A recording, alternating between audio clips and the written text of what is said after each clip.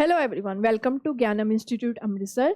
आज हम डिस्कस करेंगे PSSB के एग्जाम्स में आए गए प्रीवियस ईयर क्वेश्चंस। उसका पार्ट 1 डिस्कस करेंगे। ये प्रीवियस ईयर क्वेश्चंस ना कि सिर्फ PSSB के एग्ज़ाम के लिए बल्कि पंजाब गवर्नमेंट में होने वाले और एग्ज़ाम्स के लिए भी ये इम्पॉर्टेंट क्वेश्चंस रहेंगे, जैसे कि जेल वार्डर, नैब तहसीलदार, पटवारी का एग्ज़ाम्स और एक्साइज इंस्पेक्टर के एग्ज़ाम्स। इन सारे एग्जाम्स में ये क्वेश्चंस आपको हेल्पफुल रहेंगे। हम फर्स्ट क्वेश्चन से स्टार्ट करते हैं। The first question is angle between the minute hand and hour hand of a clock where the time is 8 AM is. कह रहे हैं कि मिनट हैंड और आवर हैंड में कितने डिग्री का एंगल बनेगा जब टाइम होगा 8 बजे का। तो जब भी हमने दो हैंड्स के बीच में एंगल को फाइंड आउट करना होता है, तो एंगल फाइंड आउट करने का हमारा फॉर्मूला है that is 30h minus 11/2 minute.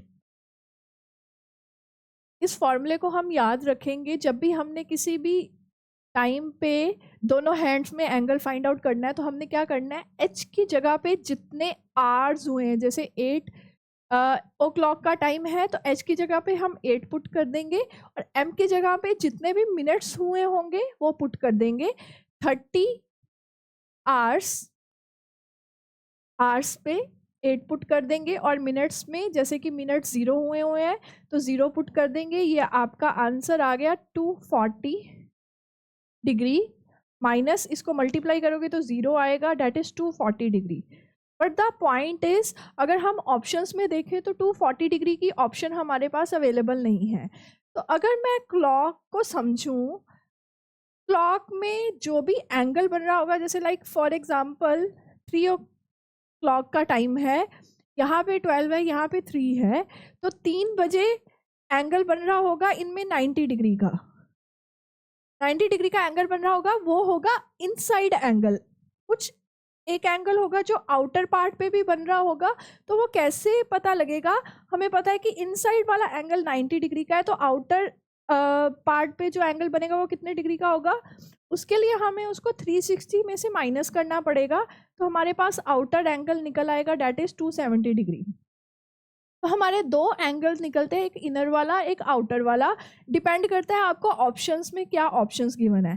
तो अब अगर मैं इसके अकॉर्डिंग देखूँ तो मेरे पास 240 डिग्री की ऑप्शन नहीं थी, तो इट मीन्स सेकेंड एंगल हमसे पूछा गया है। 360 में से उसको माइनस करेंगे तो हमारा आंसर आ जाएगा 120 degree. So your answer will be C option, 120 degree. Move करते हैं नेक्स्ट क्वेश्चन पे। Sponge is to porous as rubber is to. Sponge में जैसे पोरस मतलब छोटे छोटे होल्स होते हैं जो कि पानी को सोख लेते हैं, तो रबर इज टू कह रहे हैं कि जैसे कि स्पॉन्ज रिलेट कर रहा है पोरस से, तो रबर किससे रिलेट करेगा? तो अगर मैं ऑप्शंस में देखूं तो rubber will relate to elastic. Move करते हैं नेक्स्ट क्वेश्चन पे। Some pencils are balls, all balls are bad, some tigers are bold, then it can be concluded that. So this is the question of syllogism. हम साइलॉजिज्म में क्या करते हैं? With the help of Venn diagram हम relation बनाते हैं। जैसे पहले कह रहे हैं सम पेंसिल्स आर बॉल, तो पेंसिल्स और बॉल में सम का रिलेशन बनाएंगे। कुछ पेंसिल्स बॉल्स हैं। ऑल बॉल्स आर बैट, सारे के सारे बॉल्स बैट्स के अंदर आएंगे, सारे बॉल्स बैट्स के अंदर। सम टाइगर्स आर बॉल, कुछ टाइगर्स जो हैं वो बॉल्स से रिलेट करते हैं। Some tigers are balls, then it can be concluded that. तो इन तीनों स्टेटमेंट से आप क्या कंक्लूड करते हो? The first is all bats are ball. क्या सारे बैट्स बॉल के अंदर है? नहीं, this option is incorrect.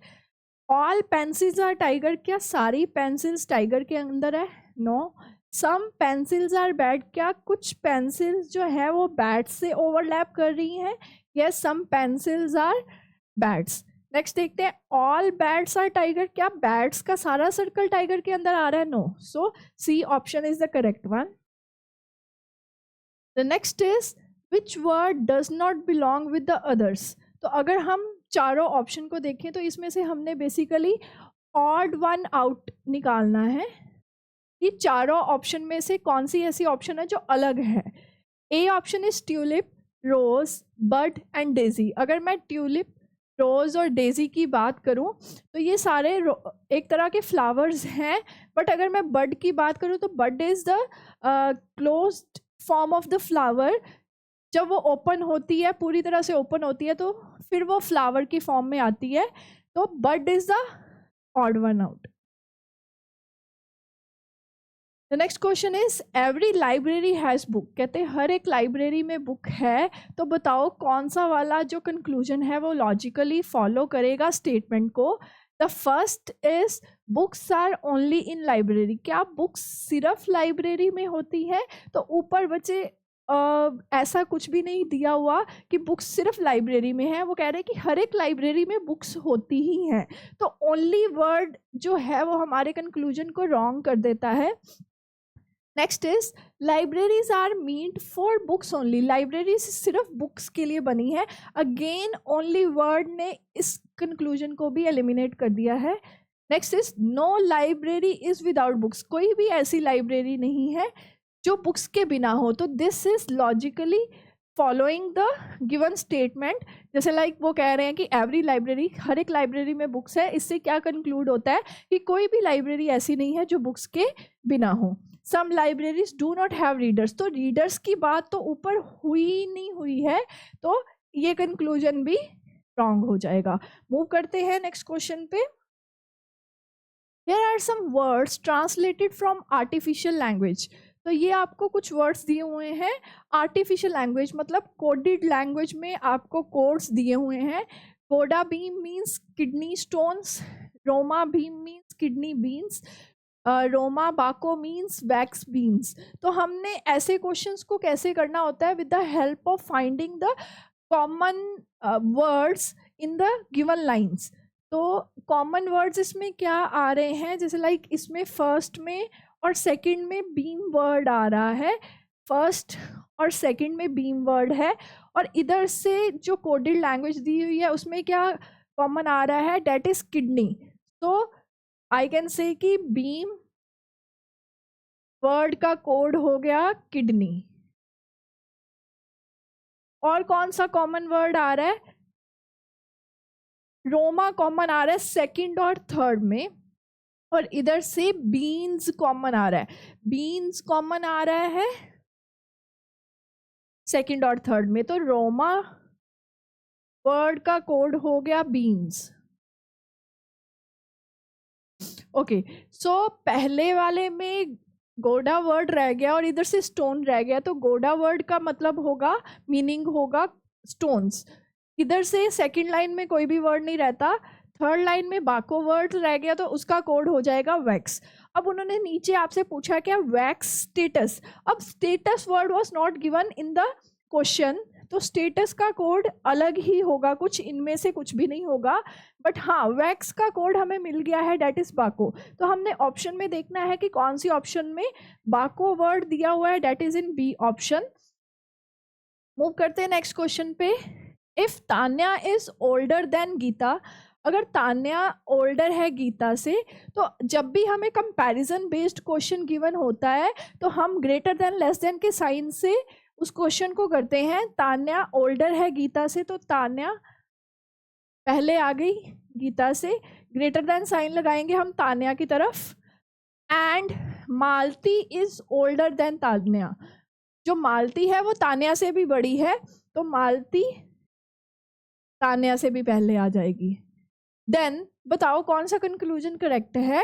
The first one is Geeta is older than Malti. तो गीता तो वो मालती से छोटी होगी, क्योंकि वो तान्या से छोटी है, तो मालती से ऑटोमेटिकली छोटी हो गई, तो ये रॉन्ग हो जाएगा। Malti is between Tanya and Geeta, क्या मालती तान्या और गीता के बीच में आ रही है? No. Geeta is youngest of the three, yes, Geeta तीनों में से यंगेस्ट है, बिल्कुल छोटी है, तो C is the correct answer. Tanya is oldest of the three, तो तान्या ओल्डेस्ट नहीं है, Malti is oldest of the three, so this is also incorrect.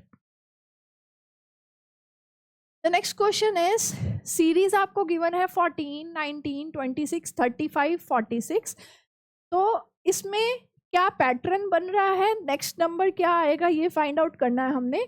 तो 14 से 19 कितने नंबर इंक्रीज हो रहे हैं, 5, 19 से 26 7, देन 26 से 35 9 इंक्रीज हो रहा है, और 35 से 46 11 इंक्रीज हो रहा है। तो कैसे सीरीज इंक्रीज हो रही है, with the help of the consecutive odd numbers 5 7 8 9 11, then कितने से इंक्रीज होगी सीरीज, 13 से। 46 में से 13 ऐड करेंगे, योर आंसर विल बिकम 59।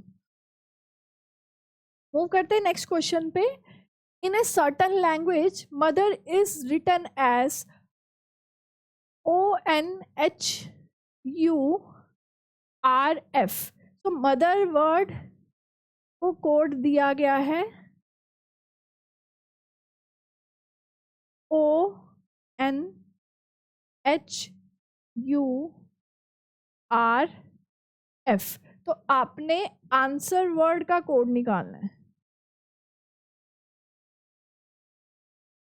हम इसमें देखेंगे कि कैसे उसको कोडिंग की गई है। अगर मैं M से बात करूं, M 13 पे होता है, ये 15 पे होता है, तो इसमें +2 हो गया। इसमें अगर O से N बात करें तो O 15 पे होता है, ये 14 पे होता है, इसमें -1 हो गया। सो लॉजिकली पैटर्न नहीं बन रहा, यहाँ से T से H वही पैटर्न सेम ऑर्डर में नहीं आ रहा, तो हम दूसरा पैटर्न इसमें ट्राई करते हैं। अगर मदर वर्ड को कोड दिया गया है ONHURF, तो अगर हम देखें कि जो इसका सेकंड लेटर है वो सेम फर्स्ट पे लिखा गया, यहाँ पे भी अगला ऑल्टरनेटिव लेटर H सेम लिखा गया है, R सेम लिखा गया है, ठीक है। तो M का कोड इधर दिया होगा, और M से N आ रहा है, डेट इज +1। T से U आ रहा है, डेट इज +1। E से F आ रहा है, डेट इज +1। तो इस तरीके से पैटर्न चल रहा है कि जो सेकंड लेटर है वो सेम लिख रहे हैं फर्स्ट पे, तो यहाँ से N फर्स्ट पे लिखेंगे और A में +1 होकर B आ जाएगा, W पहले लिखेंगे और S में +1 होकर T आ जाएगा, R पहले लिखेंगे और E में +1 होकर F आ जाएगा। सो उसके अकॉर्डिंग आपकी ऑप्शन हो गई N B W T R और F। So D option is your correct answer. Move करते हैं नेक्स्ट क्वेश्चन पे। Rani and Shreshtha are a married couple having 2 daughters, Medha and Deepti. कहते Rani and Shreshtha married couple हैं और उनकी 2 daughters हैं, Rani and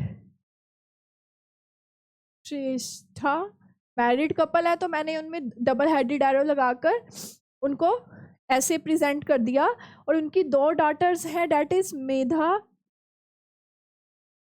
and Deepti. Daughters हैं, अभी रानी और श्रेष्ठा में से इन दोनों का जेंडर स्पेसिफाई नहीं था, बट नीचे उन्होंने कहा है कि उनकी 2 daughters हैं, तो उनकी daughters हैं, फीमेल हो गई मेधा, और सृष्टि है, वो दोनों सिबलिंग्स हैं, तो मैंने उनके नेम को सिंगल हेडेड एरो से रिप्रेजेंट किया है, Medha and Deepti.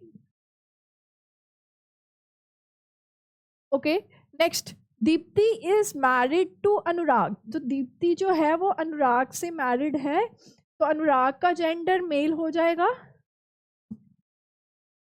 Anurag who is the son of Garima and Tarun.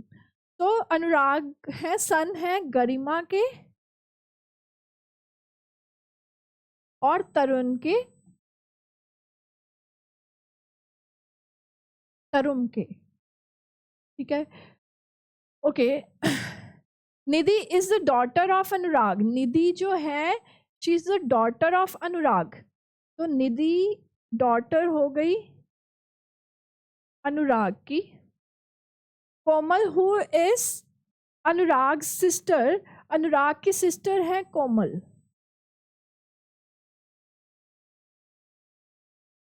Is married to Harshit. वो मैरिड है हर्षित से।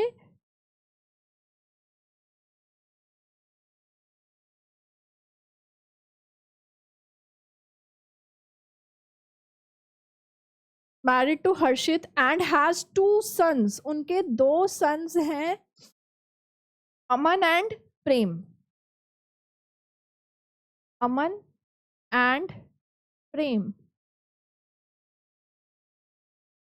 तो Prem is the grandson of, Prem जो है वो ग्रैंडसन है गरिमा एंड तारुण के। What is the relation between Aman and Nidhi? तो अमन, ये देखो अनुराग और कोमल भाई बहन थे, दे वर सिस्टर्स, और उनके 2 चिल्ड्रन है, अनुराग के चिल्ड्रन है, डॉटर है निधि, और कोमल के सन है अमन। ठीक है, तो वो दोनों आपस में क्या हो गए, कजन्स हो गए। मूव करते हैं नेक्स्ट क्वेश्चन पे। There are 7 books, 1 each on psychology, Hindi, English, sociology, economics, education and accountancy, lying one above the other. 7 books हैं जो एक के ऊपर दूसरी रखी गई है। देखते हैं इसका ऑर्डर क्या आता है। Sociology is on the top of all the books. तो 7 बुक्स आर देयर, मैं यहाँ पे नंबरिंग कर देती हूँ, 1 2 3 4 5 6 एंड 7, और टॉप पे सोशियोलॉजी की बुक है। Accountancy is immediately below education. Accountancy ने बिल्कुल नीचे आना है एजुकेशन के, और एजुकेशन विच किसकी बात करता है, जिसके साथ विच लगा होता है उसी वेरिएबल की वो पॉइंट आउट कर रहा होता है विच। तो education is immediately below sociology, तो एजुकेशन जो है वो सोशियोलॉजी के बिल्कुल नीचे आए, और एजुकेशन के नीचे किसने आना है, accountancy is immediately below education, तो अकाउंटेंसी यहाँ पे आ जाएगी।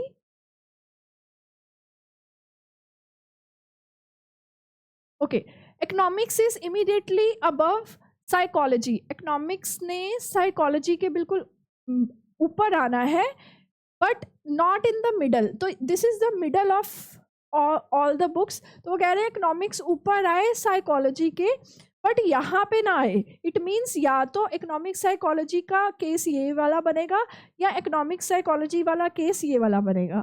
देखते हैं, हिंदी ने बिल्कुल नीचे आना है साइकोलॉजी के, तो अगर हिंदी ने साइकोलॉजी के नीचे आना है तो मेरे को यही वाला केस लेना पड़ेगा, जिसमें इकोनॉमिक्स यहाँ पे आ जाएगी साइकोलॉजी के, और साइकोलॉजी से बिल्कुल नीचे हिंदी आ जाएगी। तो एक ही सब्जेक्ट बचा है जो कि 4th प्लेस पे आना है। हम देखते हैं कौन सा सब्जेक्ट बच गया है, दैट इज इंग्लिश। तो इंग्लिश यहाँ पे आ जाएगी। अब देखते हैं questions. Economics is between which of the following books, economics कौन कौन सी बुक्स के बीच में आ रही है, that is English and psychology. So option number C will be your answer. Move करते हैं नेक्स्ट क्वेश्चन पे।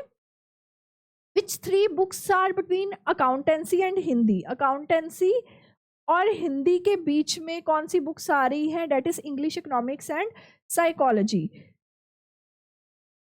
English, economics and psychology, A option will become your answer. Move करते हैं नेक्स्ट क्वेश्चन पे।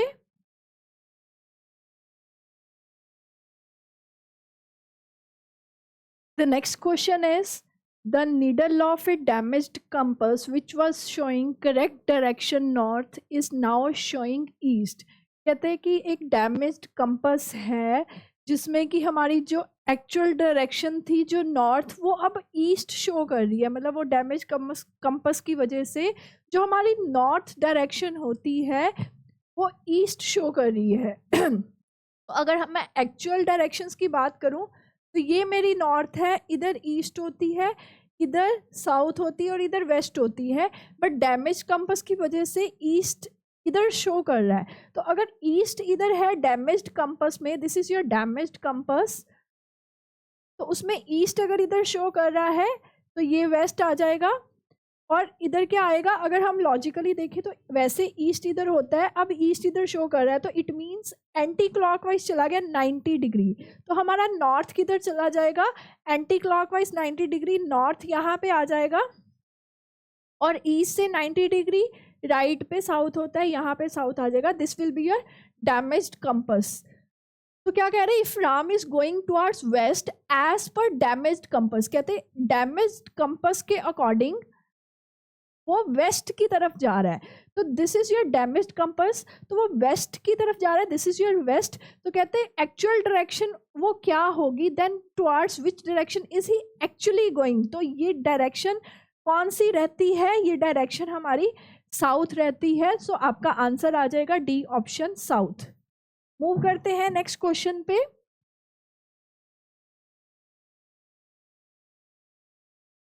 The next question is, in the following series, how many pairs of successive number have a difference of 2? कहते नीचे दी गई series में से कितने pairs हैं जिसमें सक्सेसिव नंबर में डिफरेंस कितने का आ रहा है, 2 का आ रहा है। तो हम हर एक पेयर को बनाकर चेक करेंगे, जैसे 6 और 4 का पेयर बनाओगे तो इनका डिफरेंस हो गया 2, एक ये वैलिड पेयर हो गया। इसके बाद 4 और 1 का पेयर बनाएंगे तो डिफरेंस 2 नहीं आएगा, 1 और 2 में भी डिफरेंस 2 नहीं आएगा, 2 और 2 में भी नहीं, 2 और 8 में भी नहीं, 8 और 7 में भी नहीं, देन 7 और 4 में भी नहीं आएगा, 4 और 2 में डिफरेंस 2 का आएगा, उसके बाद नेक्स्ट 5 और 3 में डिफरेंस 2 का आएगा, 8 और 6 में डिफरेंस 2 का आएगा, इसके बाद 1 और 3 में डिफरेंस 2 का आएगा, 8 और 6 में डिफरेंस 2 का आएगा। तो कितने पेयर्स हो गए हमारे पास, 1 2 3 4 5 and 6। Your answer will be B option 6। Move करते हैं नेक्स्ट क्वेश्चन पे।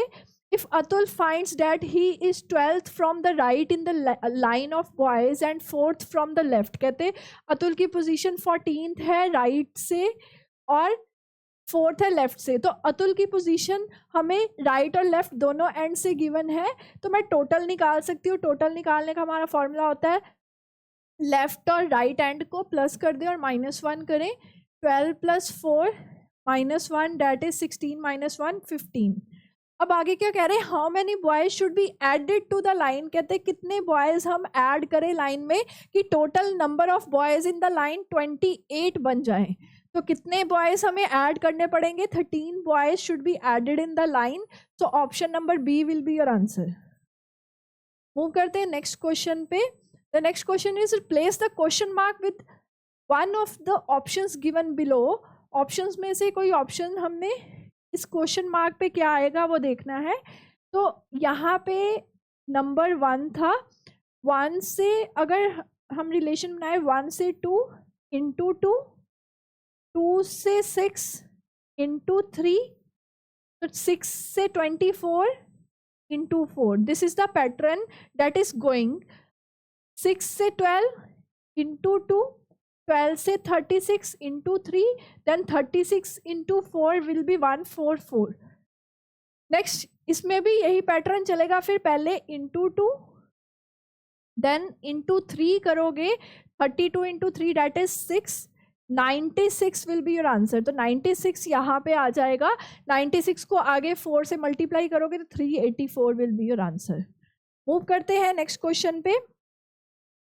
The question is 1 4 9 16 25. So this is the series that is given और अगला नंबर मिसिंग है। अगर मैं सीरीज को ध्यान से देखूं तो ये कौन से नंबर्स है, these are the numbers of the squares, consecutive squares. 1 का स्क्वायर 1, 2 का स्क्वायर 4, 9, 3 का स्क्वायर हो गया, ये 4 का स्क्वायर हो गया और ये 5 का स्क्वायर हो गया। तो आगे आ जाएगा 6 का square that is 36। Next question, replace the question mark from the options given below. Maharashtra, Mumbai, Punjab, then what? तो Maharashtra is a state और Mumbai is the capital of Maharashtra. So Punjab is the state और इसकी capital कौन है, that is Chandigarh. Next, find the odd one out, January, March, April, July and August. और in months में से हमने odd month निकालना है। तो मंथ्स को कैसे हम रिलेट कर सकते हैं, मंथ्स कैसे डिफरेंट होते हैं, हर एक मंथ में अलग अलग नंबर ऑफ डेज होते हैं। तो मैं देखती हूँ जनवरी में कितने हैं, 31, मार्च में भी 31 होते हैं, अप्रैल में 30 होते हैं, जुलाई में 31 और अगस्त में 31। तो ऑड वन आउट कौन सा हो गया, अप्रैल हो गया।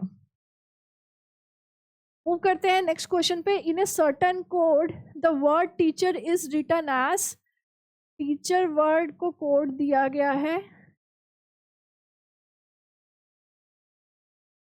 V G C E J G and T। तो अगर मैं लॉजिकली देखूं तो T से V, T 20 पे होता है, ये 22 पे होता है, +2। E से G ये 5 और ये 7 अगेन +2। A से C +2, C से E अगेन +2, H से J +2, E से G +2, R से T अगेन +2। सो सब में +2 हो रहा है। तो C में +2 करोगे तो E आ जाएगा, H में +2 करेंगे तो J आ जाएगा, I में +2 करेंगे तो K आ जाएगा, L में +2 करेंगे तो N आ जाएगा, D में +2 करेंगे तो F आ जाएगा, R में +2 करेंगे तो T आ जाएगा। तो लॉजिकली अगर मैं यहाँ तक की निकालूं, N के बाद F और T किस में आ रहा है, F और T G ऑप्शन में आ रहा है। So D will be your correct answer. Move to the next question. Pointing towards a photograph of a women की फोटोग्राफ की तरफ पॉइंट आउट करके राम टोल्ड सीमा, राम ने सीमा को कहा डैट शी इज, वो विमेन जो फोटोग्राफ में विमेन थी, she is our mother. Our mother मतलब हम दोनों की मदर हैं। तो वो सीमा और राम आपस में कैसे रिलेट कर रहे हैं, दे आर सिबलिंग्स हैं। But the question is how is Seema related to Ram, Ram के लिए सीमा कौन है, तो राम के लिए सीमा। अब देखो ब्रदर सिस्टर है तो आंसर ब्रदर या सिस्टर होना चाहिए। सीमा का जेंडर हमें इस क्वेश्चन में गिवन नहीं है वैसे, बट अगर ऑप्शंस देखें तो ऑप्शंस में सिर्फ सिस्टर ऑप्शन आ रही है। So that will be your correct answer. Next move करते हैं। Ravi and Kunal are good in hockey and volleyball, Sachin and Ravi are good in hockey and baseball, Gaurav and Kunal are good in cricket and football, who is good in hockey, cricket and volleyball. Hockey और volleyball में अगर मैं देखूं, पहले hockey, मेरे को एक person बताना है जो कि हॉकी में भी अच्छा है, क्रिकेट में भी अच्छा है और वॉलीबॉल में भी अच्छा है। पहले मैं हॉकी और वॉलीबॉल की बात करूंगी बिकॉज ऊपर वाली लाइन में हॉकी और वॉलीबॉल गिवन है, और हॉकी और वॉलीबॉल में रवि एंड कुणाल दोनों अच्छे हैं, और कुणाल, ठीक है।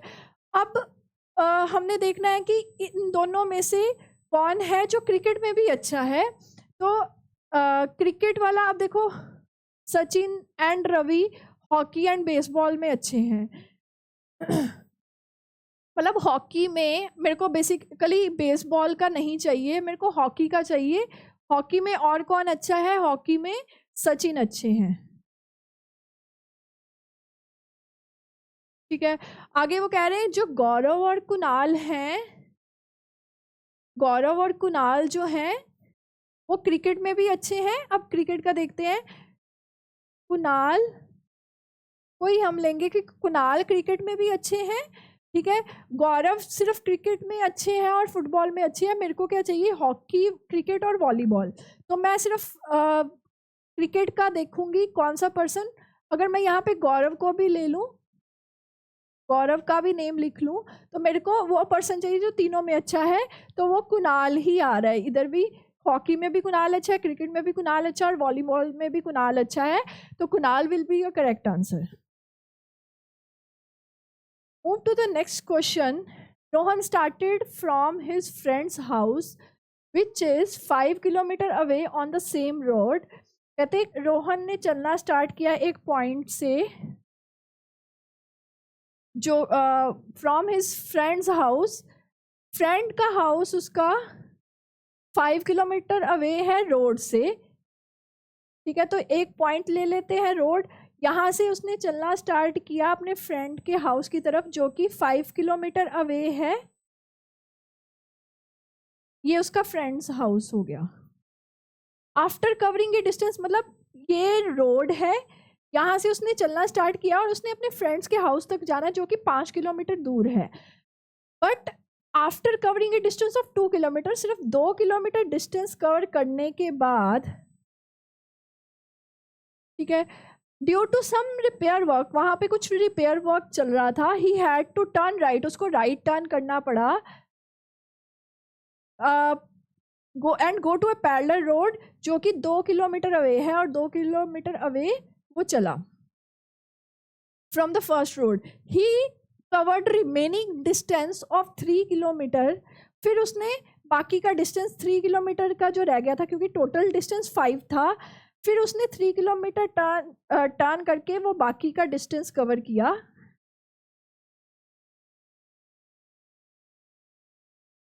How many kilometre Rohan had to cover for reaching his friends house, तो कितने किलोमीटर उसको टोटल कवर करना पड़ा अपने फ्रेंड्स के हाउस तक पहुंचने के लिए। तो पहले तो ये 2 किलोमीटर चला, फिर यहाँ से टर्न लेने की वजह से उसको ये 2 किलोमीटर और कवर करना पड़ा, फिर यहाँ से टर्न लिया उसने 3 किलोमीटर बाकी का डिस्टेंस कवर किया। तो ये कितना हो गया, 3 + 2 5 + 2 7।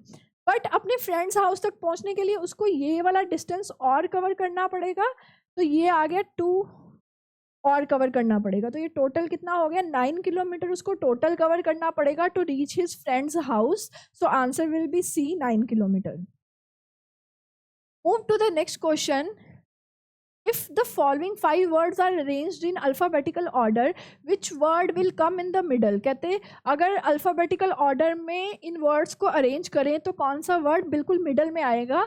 तो बिल्कुल मिडल में कौन सा वर्ड आएगा? There are 5 words, we have to arrange them in the alphabetical order. तो बिल्कुल मिडल में थर्ड लेटर आएगा, थर्ड वर्ड आएगा, सॉरी,